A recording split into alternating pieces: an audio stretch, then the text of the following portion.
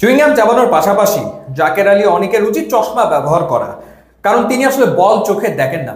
18 বল উইকেটে থেকেছেন, 17 রান করেছেন এবং বেশিরভাগ ক্ষেত্রেই তিনি আসলে বল ব্যাটে লাগাতে পারেননি। ওয়েস্ট ইন্ডিয়ান ফাস্ট বোলারতে স্লোয়ার ডেলিভারি গুলোতে অসহায়ের মতো ব্যাট ডানে বামে ঘুরিয়েছেন, কিন্তু কোনোটা কানেক্ট করতে পারেনি এবং বাংলাদেশ দলকে ডুবিয়ে তিনি শেষ পর্যন্ত আউট হয়েছেন। প্রয়োজনের মুহূর্তে ব্যর্থ তিনি। আর শামীম হোসেন পাটোয়ারি তিনি আসলে না ফিনিশার, না মিডল অর্ডার ব্যাটার, না তার ডিফেন্স টেকনিক আছে এবং না তিনি অ্যাটাক করতে পারেন। সবশেষ 10টা ম্যাচে 5টাতে 0, তারপরেও কেন তিনি আসলে একাদশে, সেটাই বিরাট প্রশ্ন।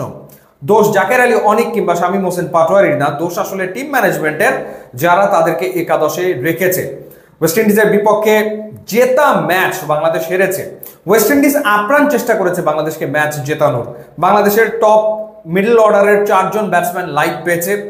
সাইফ হাসান, তাওহিদ হৃদয়, লিটন কুমার দাস, তানজিদ তামিম 4 জনই লাইভ পেয়েছে। 4টা সহজ ক্যাচ ক্যারিবিয়ানরা ফেলেছে, তারপরেও বাংলাদেশ আসলে ম্যাচ জিততে ব্যর্থ হয়েছে।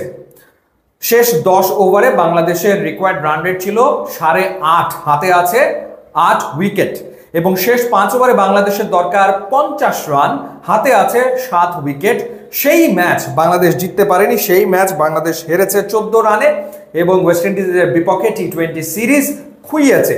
বাংলাদেশের বোলাররা চাইলে একটা আন্দোলন করতে পারে এবং তারা আসলে বিসিবির কাছে দাবি তুলতে পারে যে এই ব্যাটসম্যানদের সাথে, এই ব্যাটারদের সাথে, এই ব্যাটিং লাইন আপের সাথে তারা আসলে ক্রিকেট খেলবে না, কারণ তারা একের পর এক ম্যাচে জয়ের পরিস্থিতি, জয়ের সম্ভাবনা তৈরি করে দেবে এবং সেই সম্ভাবনাকে ধুলোয় মিশিয়ে দেবে বাংলাদেশের ব্যাটাররা, যেন তারা প্রতিজ্ঞাই করেছে। অথচ বোলিংয়ে কি দুর্দান্ত কামব্যাক ছিল। যখন ওয়েস্ট ইন্ডিজ শুরু করেছিল, প্রথম 10 ওভারে 94 রান তুলেছে, 1 উইকেট হারিয়েছে। মনে হচ্ছিল যে আজকে ক্যারিবিয়ানরা 200-র ওপরে রান তুলবে, কিন্তু সেটা তারা করতে পারেনি রিশাদ হোসেন, নাসুম আহমেদ, মুস্তাফিজের দুর্দান্ত বোলিং এর কারণে। 149-এ তারা থেমে গেছে। প্রথম 10 ওভারে 94, 1 উইকেটে, অথচ তারা 20 ওভারে করেছে 149, 9 উইকেট হারিয়ে। বোলারদের প্রশংসা ডেফিনেটলি করতেই হয়। মুস্তাফিজ একই ওভারে ডাবল উইকেট তুলেছেন এবং তিনি 4 ওভারে 21 রানে 3 উইকেট পেয়েছেন। লাভ কি? তাতে লাভটা আসলে হচ্ছে কি? রিশাদ হোসেন 2 উইকেট নিয়েছেন 3 ওভার বল করে 20 রান খরচায়, কিংবা নাসুম 4 ওভারে 35 রানে 2 উইকেট নিয়েছেন। লাভ তো আসলে হচ্ছে না, কারণ বাংলাদেশের ব্যাটাররা বারংবার ব্যর্থ হচ্ছেন। তাওহিদ হৃদয় কোন অ্যাপ্রোচে কি ব্যাটিং তিনি আসলে করছেন, এর ব্যাখ্যা আসলে কি? তাওহিদ হৃদয় 14 বলে 12 রান, জাকের আলী অনেক 18 বলে 17 রান। একজনের স্ট্রাইক রেট 85.71, আর একজনের 94.44। শামীম হোসেন পাটোয়ারি 2 বলে 1 রান করে আউট। একটা সময় আমার কাছে মনে হচ্ছিল যে রিশাদ হোসেনকে কেন আসলে ওপরে পাঠাচ্ছে না, কিংবা তানজিম সাকিবকে কেন আসলে ওপরে পাঠানো হচ্ছে না।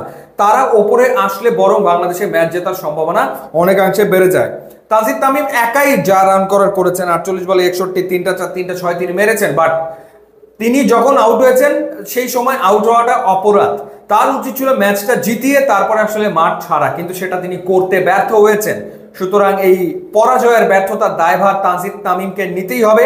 ক্যারিয়ার 9ম 50 তিনি করেছেন ঠিকই, বাট দলকে জেতাতে পারেননি।